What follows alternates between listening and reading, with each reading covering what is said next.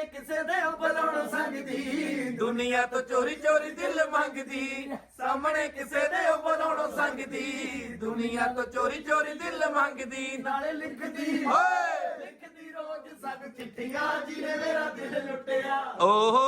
ਜਿਹਨੇ ਮੈਨੂੰ ਮਾਰ ਸੁੱਟਿਆ ਓਹੋ ਜਿਹਨੇ ਮੇਰਾ ਦਿਲ ਲੁੱਟਿਆ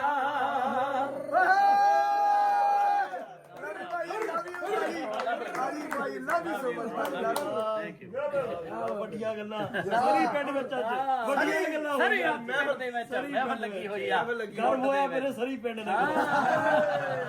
ਸਾਰੇ ਪਿੰਡ ਮਿੱਤਰਾਂ ਜਥੇਦਾਰਾਂ ਦਾ ਆਵੇ ਕਾਨਪੁਰ ਜਿਹਨੇ ਮੇਰਾ ਦਿਲ ਲੁੱਟਿਆ ਆ ਖਾਨ ਸਾਹਿਬ ਦਾ ਜਿਹੜਾ ਫੇਵਰਟ ਗਾਣਾ ਉਹ ਲੁੱਕ ਲੁੱਕ ਮਿੱਤਰ ਤਰਾਂ ਨੂੰ ਕਰਦੀ ਫਿਰੇ ਇਸ਼ਾਰੇ ਨੀ ਅੱਗ ਦੀ ਪਤਲੀ ਦਾ ਮਨ ਤਾਂ ਮਾਰੇ ਨੀ ਅੱਗ ਦੀ ਪਤਲੀ ਦਾ